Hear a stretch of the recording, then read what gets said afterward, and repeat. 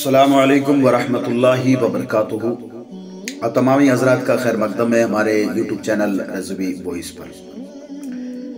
मैं आज social media देख रहा था तो मुझे एक कहानी नज़र आई और मुझे अच्छी भी लगी, तो मैंने सोचा कि आप लोगों के बीच में शेयर ज़रूर करूँ।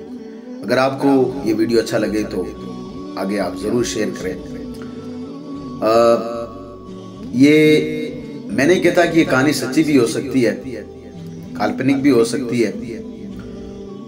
कहानी कुछ इस तरीके से है, इससे पहले कि अपने दौर में अल्लामा इकबाल ने एक शेर कहा था, पहले वो सुन लें, इसके बाद में मैं कहानी स्टार्ट करता हूँ। अल्लामा इकबाल ने कभी कहा था कि ना रख उम्मीद वफा इन परिंदों से इकबाल, ना रख उम्मीद वफा इन परिंदों से इकबाल, जब पर निकल आते हैं तो अपने ही आशियाने भूल जाते हैं।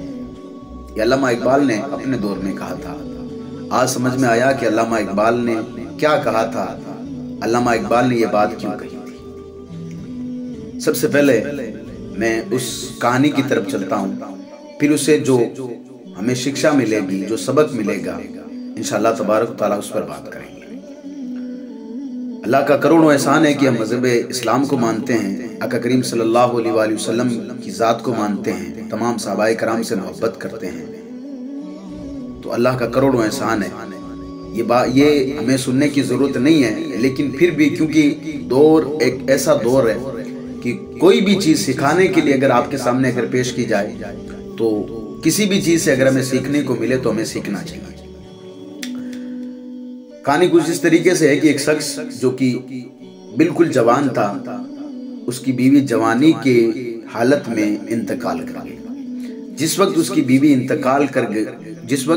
का इंतकाल हुआ था, उस वक्त उनके यहाँ पर एक बेटा मौजूद था, यानी कि उनके पास एक बेटा था। बीवी का इंतकाल हो गया। काफी दिन के बाद बहुत सारे मोहल्ले वाले, शहर वाले, रिश्तेदार, जितने भी लोग थे आए उस जवान के पास, कहने लगे कि भाई अब जो होना है वो हो चुका और तेरी बीवी जो कुछ थी वो इंतकाल कर गई, अब तू जवान है, एक लंबी उम्र तेरे पास है, तेरे पास एक छोटा सा बच्चा भी है, अब तुझे चाहिए कि तू दूसरी निकाह कर ले, दूसरी शादी कर ले। तो उसने कहा कि मैं दूसरी शादी नहीं करूंगा। उसने क्यों कहा कि मैं दूसरी शादी नहीं करूंगा, इससे पहले मैं अपनी राय आपके सामने रख देता हूँ कि देखिए, खुदा ना खास्ता अगर किसी की बीवी का इंतकाल हो जाए जवानी के आलम में, जवानी की हालत में, या ऐसी हालत में कि आप दोबारा निकाह करने की जो है मतलब ताकत रखते हो, तो आपको चाहिए कि आप दोबारा निकाह कर लें। इससे होगा क्या कि सबसे पहले तो ये होगी कि आका करीम सल्लल्लाहु अलैहि वसल्लम की प्यारी सुन्नत है, इसका सवाब हमें मिलेगा। दूसरा ये है कि क्योंकि आप जब दोबारा निकाह करने जा रहे हो तो ज़रूरी नहीं है कि आपको कोई कंवारी लड़की मिलेगी, आपको कोई बेवा या फिर कोई तलाकशुदा लड़की मिलेगी, उससे उसका घर आबाद हो जाएगा। दो फायदे ये हो गए। तीसरा फायदा ये होगा कि जो है अल्लाह तबारक व तआला ने जो मियाँ बीवी का जो रिश्ता है ना, ये बड़ा मुकद्दस और बड़ा पाकीज़ा रिश्ता बनाया है, इसे घर में खैर व बरकत होती है। और बंदा जो है, चौथा फायदा ये होगा कि बंदा जो है गुनाहों की तरफ नहीं जाएगा, तो कर लेनी चाहिए। मेरा तो मशवरा यही है, मेरी राय तो यही है। लेकिन उसने कहा कि मैं शादी नहीं करूंगा। वजह क्या थी? वजह यह थी कि उसने अपने मन में सोचा कि अगर मैं शादी कर लूंगा तो मेरा जो ये छोटा सा बच्चा है, अब जो बाद में मैं औरत लेके आऊंगा या जिसे मैं निकाह करूंगा या जिसे मैं शादी करूंगा, तो वो उसकी सौतेली माँ होगी, और सौतेली माँ जब आएगी तो उसके यहाँ पर कोई बच्चा होगा, तो फिर मेरे इस बच्चे का वो मैं ख्याल नहीं रख पाऊंगा जो कि जैसा रखना चाहिए, यानी जो इसकी सगी माँ ख्याल रखती थी वो नहीं रख पाएगा। इससे अच्छा तो मैं घर में कोई नौकरानी रख लूँ, मैं शादी नहीं करूँगा। बहुत सारे लोगों ने उसको समझाया, और ऐसा भी नहीं है कि कोई गरीब इंसान था, वो कारोबारी इंसान था, उसका खुद का ऑफिस था, उसके नीचे कई जो मतलब नौकर काम किया करते थे। तो उसने सोचा कि मैं तो पूरे दिन ऑफिस में रहूंगा, अब जो मैं सौतेली बीवी लेके आऊंगा तो इसकी जो सौतेली माँ होगी, दूसरी बीवी जो मेरी होगी वो इसकी सौतेली माँ होगी, इसके साथ क्या सलूक करेगी, इसका अच्छी तरह से ख्याल रखेगी नहीं रखेगी, इसको मारेगी, तो मैं इसलिए मुझे पहले से डर लग रहा है, इसलिए मैं शादी नहीं करूंगा। उसने शादी नहीं की। बहुत सारे साल बीत गए, इधर उसकी उम्र गुजर रही थी, इधर बेटा जवान हो रहा था। यहाँ तक कि बेटा जवान हो गया तो बाप ने बेटे को जो है मतलब बेटे की शादी कर दी। शादी करने के बाद 6 या 7 महीने के बाद में एक दिन ऐसा हुआ कि बाप सीधा ऑफिस से अपने घर गया और खाना खाने बैठा तो खाना खाते वक्त उसने अपने बेटे की बीवी यानी अपनी बहू से कहा कि बेटा थोड़ा सा दही मिलेगा। तो बीवी ने यानी उसके बेटे की बीवी ने कह दिया कि हमारे घर में आज दही नहीं है, दही है ही नहीं, मौजूद ही नहीं। आपने सब्र की, हाथ धोए और जितना खाना था वो खा लिया और निकल गए ऑफिस के लिए वापस। ये सारी बातें बेटा देख रहा था।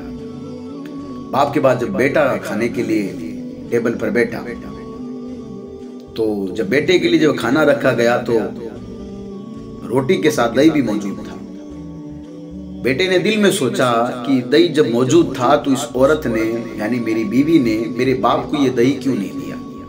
उसके जहन में ख्याल आया कि मेरी बीवी मुझसे मोहब्बत करती है, इसलिए दही इसने मेरे लिए रखा है। काश अगर आज मेरी माँ अगर जिंदा होती तो वो दही मेरे वालिद के लिए भी रखती। अगर मेरे वालिद दही मांगते तो वो देते। काश मेरे वालिद अगर निकाह पहले कर लेते या शादी कर लेते तो अच्छा होता। अब उसने ना तो अपनी बीवी से कुछ कहा, अपने दिल में ये बातें की और खाना उसने आधा अधूरा खाना खाया और सीधा ऑफिस के लिए निकल पड़ा। गया अपने वालिद के पास, अपने बाप के पास और जाकर कहने लगा कि आपसे एक बात करनी है। तो बाप ने कहा कहिए बेटा, बात क्या, कौन सी बात है। कहा कि मैं आपकी दूसरी शादी कराना चाहता हूँ। बाप ने हंस करके कहा कि मैंने जवानी में दूसरी शादी नहीं की तो अब मैं क्यों शादी करूंगा। अगर तुम्हें माँ की जरूरत थी तो तुम बहुत साल पहले बोल सकते थे कि मुझे माँ चाहिए, उस वक्त मैं शादी कर लेता। अगर आपकी अगर जो बीवी है यानी जो मेरी बहू है अगर उसको सास चाहिए तो शादी करते ही वो बोल देती कि आप मुझे सास चाहिए, तो उस वक्त मैं शादी कर लेता। किस लिए मैं शादी करूं, मुझे बताओ, इसमें फायदा क्या है। बेटे ने जवाब दिया था ना, तो जवाब बड़ा खूबसूरत था। बेटे ने कहा मैं इसलिए आपकी शादी नहीं करा रहा हूं कि मुझे कोई माँ चाहिए, मैं इसलिए आपकी शादी नहीं करा रहा हूं कि मेरी बीवी को सास चाहिए, मैं इसलिए भी शादी नहीं करा रहा हूं कि आपकी हेल्प हो, मैं इसलिए शादी करा रहा हूं ताकि जब भी आप खाना खाए ना तो आपको दही मिल सके, आपको दही मिल सके। बाप ने कहा बेटे मैं सब जानता हूं, सब जो कुछ हुआ मैंने माफ कर दिया, तू भी माफ कर दे, कोई बात नहीं, छोटी मोटी बातें होती रहती है। अब बेटे ने जो फैसला किया था ना वो भी आप सुने। ऐसे भी बेटे मौजूद हैं और ऐसे इन कहानियों से भले ये काल्पनिक हो लेकिन हमें इनसे सबक हासिल करना चाहिए। बेटे ने वापिस जवाबन कहा ये जो आपका ऑफिस है ना, जब तक आप हैं तब तक ये आपका रहेगा, इसके बाद में मेरा होगा ना। जो घर है आपका वो भी अभी आपका है, जब तक आप हैं तब तक वो घर आपका है, उसमें मैं रह रहा हूँ। लेकिन अब मैं उस घर में नहीं रहूंगा बल्कि कोई किराए का मकान होगा, मैं उसमें रहूंगा और आपके ऑफिस में मैं काम करूंगा। इन नौकरों की तरह आप मुझे सैलरी देना, आप मुझे तनख्वाह देना। आपने कहा इसकी वजह क्या है। उसने कहा कि ताकि मेरी बीवी को पता चले कि एक प्याली दही की कीमत क्या होती है। मेरी बीवी को प्राइवेट जो है मतलब सब कुछ मिल गया, उसको आज तक ये पता नहीं चला। अब मैं जब किराए के घर में रहूंगा और थोड़ी बहुत तनख्वाह पर काम करूंगा तो मेरी बीवी को सब कुछ पता चल जाएगा। आप अंदाजा करें। अब उस बेटे ने ये फैसला क्यों लिया था, क्योंकि उस बेटे को मालूम था कि मेरे बाप के कितने एहसानात हैं मुझ पर, कितने एहसानात हैं। मेरे बाप ने पूरी अपनी जवानी जो है मेरे लिए खराब कर दी, मेरे लिए लुटा दी कि मेरे बेटे जो है मैं अगर सोतेली अगर इसके लिए माँ लाऊंगा तो वो इसका प्यार, वो उसको ऐसा प्यार देगी कि नहीं देगी, उसको याद था। आज देखें आप, शादी के बाद फौरन जो है मतलब लंबी लंबी जबानें होती है, माँ बाप के सामने लंबी लंबी जबानें चलती है औरतों की, और शोहर जो है वो बेटा बेटा देख रहा होता है, कोई मतलब उसका कोई एक्शन नहीं होता है, कोई रिएक्शन नहीं होता उसका, और वो जो है मतलब सुनता रहता है। और जब हम उनसे कुछ बात करते हैं तो वो कहते हैं कि इन बूढ़ों की जरूरत किस चीज की है। यार जरूरत है इनको जरूरत है आप इनके पास बैठे, आपके माल और दौलत की इनको जरूरत नहीं, इनको जरूरत है आप इनके पास बैठे, आप इनसे जो है मतलब बैठ करके दो प्यार और मोहब्बत की बातें करें। क्यों बातें करें?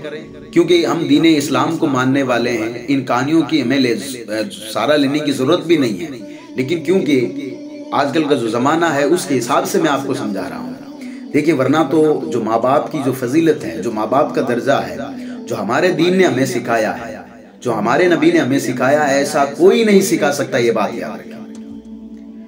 नबी करीम सल्लल्लाहु अलैहि वसल्लम की उस हदीस पाक को याद कीजिए, उस फरमान को याद कीजिए।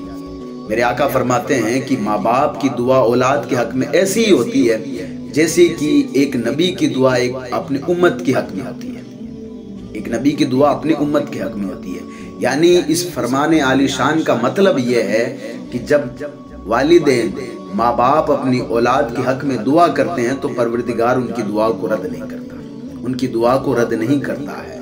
फिर उस फरमान को भी याद कीजिए, जब कोई प्यार और मोहब्बत से अपने माँ बाप के चेहरे को देखता है तो अल्लाह पाक उसको एक हज का सवाब अता करता है। यह है माँ बाप की फजीलत। तो अपने माँ बाप की इज्जत कीजिए, कदर कीजिए। कुरान मजीद में तो अल्लाह पाक ने फरमाया इनके सामने उफ तक ना करो। और लंबी लंबी जबानें चलती हैं। छोटे छोटे बच्चों को हमने देखा है जो कि अपने माँ बाप के सामने बोलते हैं। गलती उनकी नहीं है, गलती हमारी है। हमने बचपन में उनको सही तरीके से तालीम नहीं दी। अगर ये हुजूर अलैहिस्सलाम की हदीसें फरमान अगर हम इन बच्चों को पढ़ाते और दीन इस्लाम के बारे में इनको बताते तो आज ये नौबत नहीं आती। और ये बात याद रखें, अगर आज आप अपने वालिदैन के साथ अगर आप बेअदबी कर रहे हैं, बदसलूकी उनके साथ कर रहे हैं, तो कल आपकी औलाद आपके साथ करेगी, बल्कि इससे भी बढ़कर करेगी कि आपको धक्का देकर घर से बाहर निकालेगी। इससे पहले कि कोई ऐसा हादसा हो आप अपने वालिदैन को राजी कर लें। यार माँ बाप को जन्नत का दरवाजा कहा गया है, बाप जन्नत का दरवाजा होता है, ये बात याद रखें। मरने के बाद में इंसान दुनिया में जो है मतलब जो कुछ अमल करता है, जो कुछ करता है, सदका करता है, खैरात देता है, नमाज पढ़ता है, रोजे रखता है, किस लिए? ताकि कयामत के दिन उसे सिर्फ एक फरमान मिल जाए कि तू जन्नत में चला जा। ये इसीलिए तो ना काम करता है ना। उसी जन्नत का दरवाजा मेरे नबी सल्लल्लाहु अलैहि वसल्लम ने फरमाया बाप है। बाप को अगर नाराज कर लिया ना तो फिर जन्नत का दरवाजा भी आपके लिए बंद कर दिया जाएगा। माँ को अगर नाराज कर लिया तो फिर जन्नत आपसे बहुत दूर कर दी जाएगी। तो भले वो बूढ़े हो, कुछ भी हो, उनके पास बैठे, उनसे मोहब्बत करें, मोहब्बत की बातें करें, उनको कुछ नहीं चाहिए, बस आप सही सलामत हैं। आप उनको जाकर कह दें कि मैं आ गया हूँ घर पे, नौकरी पे गए हुए हैं, आप आए घर पे, बैठ करके 3 मिनट 4 मिनट चंद मिनट उनके सामने बैठ करके कहें कि भाई मैं आ गया हूँ सही सलामत, मैंने खाना खा लिया है। आप देखें कितना खुश होते हैं यार, बहुत खुश होते हैं। और दुआ करें कि परवरदिगार मेरे वालिदैन की उम्र है ना, अल्लाह पाक इनकी उम्र में बरकतें अता फरमा। और मैं यहाँ आपको मैंने किताब में पढ़ा था कि जो कोई बंदा अपने माँ बाप के लिए लंबी उम्र की दुआ करता है तो अल्लाह पाक उसकी रिज़्क में बरकतें अता फरमाता है, यानी उसकी रिज़्क में बरकत होती है। आज हम हर जगह रोना रोते हैं कि इतना कमाते हैं लेकिन पता नहीं जाता कहाँ पर है। तो माँ बाप के लिए दुआ कीजिए, वो भी अपने माँ बाप के लिए दुआ करनी है, अपने माँ बाप के लिए दुआ कीजिए, सबके लिए कीजिए, लेकिन मैं खासकर अपने माँ बाप के लिए जरूर कीजिए। आप माँ बाप के लिए दुआ कीजिए, इंशाअल्लाह तबारक व तआला अल्लाह सब कुछ ठीक कर देगा। तो मैंने जो कहानी पढ़ी थी उसका मतलब ये था कि हमें ये याद रखना है, अगर हम ये याद रख लेंगे तो इंशाअल्लाह तबारक व तआला अपना आप हम जो है अपने माँ बाप की कदर करेंगे कि माँ बाप के एहसानात हम पर कितने हैं। अगर माँ बाप के एहसानात अगर हमें याद रहेंगे तो इंशाअल्लाह तबारक व तआला जब वो एहसान हमें नजर आएंगे तो हम कभी भी उनसे नाराज नहीं होंगे, कभी भी हमारी ज़बान उनके सामने लंबी नहीं हो सकती। और साथ में अपने बच्चों को बताइए कि आका का फरमान ये है, माँ बाप का जो मर्तबा ये है, ताकि आने वाली नस्लें आपकी इज्जत कर सकें। परवरदिगार हम सब के वालिदैन को सलामत रखे।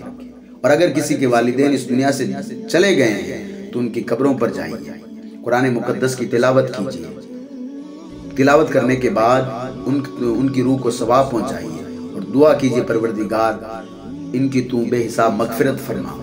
परवरदिगार दुनिया में रहकर इन्होंने जो भी छोटे बड़े गुनाह किए, तमाम गुनाह सगैर गुनाह कबाइर को माफ अता फरमा। ये हमारा हक है, हमारा हक है कि हम उनके लिए दुआ करें। मैं दुआ करता हूँ कि परवरदिगार हम सब के वालिदैन को सलामत रखे। वीडियो आपको अच्छा लगा हो तो सवाब के लिए शेयर जरूर कर दें। मिलते हैं एक नई वीडियो के साथ, तब तक अल्लाह आप सबको सलामत रखे, हम तमाम के वालिदैन को सलामत रखे। अस्सलामु अलैकुम व रहमतुल्लाहि व बरकातुहू।